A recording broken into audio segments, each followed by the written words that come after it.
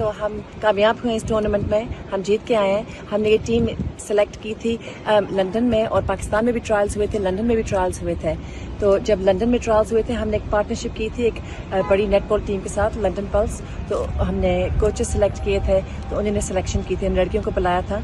पाकिस्तान में भी यही हुआ था, पाकिस्तान में भी पूरी पाकिस्तान से लड़कियां बुलाई गई थी, और इस तरह सिलेक्शन हमने की थी। सबसे बेस्ट, सबसे फिटेस्ट हमने लड़कियां सेलेक्ट की थी इस टूर्नामेंट के लिए। The youth Pakistan netball team, we flew out to Jeonju 10 days ago and we've come back with this trophy. It's been an incredible journey. We played teams from Japan to the Maldives to Korea, and we actually were undefeated throughout the tournament, and it's been really great to bring home this trophy for all the Pakistanis and for Pakistan, and to get netball and Pakistani girls playing netball onto the global stage and to show the representation that we bring.